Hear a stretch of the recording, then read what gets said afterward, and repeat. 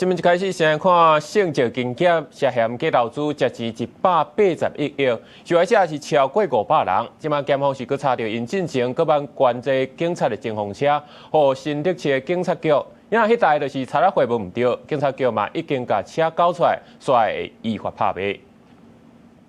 延慶專台查緝破性質金業案，涉嫌以房市騙局非法貢錢超過181億，受害者超過500個人。北檢頂禮拜才大動作起訴38個人，今麥專案繼續燒，犯罪集團各方表出捌甲被害人的艱苦錢，摕來買前鋒車送予警界。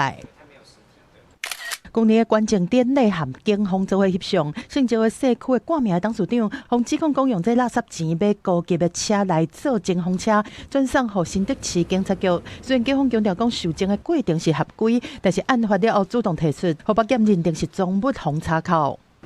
就要和警界關係較密的嫌犯關切單位連刑事局嘛佇內底。迄當陣警方為了表示感謝，閣辦到請業者派出負責經濟詐欺犯罪。迄當陣的刑事局偵緝大隊長，現任的新北市刑大大隊長吳國書來參加。接班時陣是互相換聯絡方式，閣成立內軍組。他說未來他們公司也有一些可以提供反詐騙諮詢，還有警示賬戶的相關細節，希望未來可以保持聯繫。我們就在現場就拉了一個群組，後續沒有任何的因公以外的不法的接觸。面對指控，吳國書是回應講，含業者並無公務以外接觸含私交，唔驚防檢視。佮強調，所來發現性質疑似涉及詐欺，佮是主動通報的，建議刑事局終止關鍵的定數。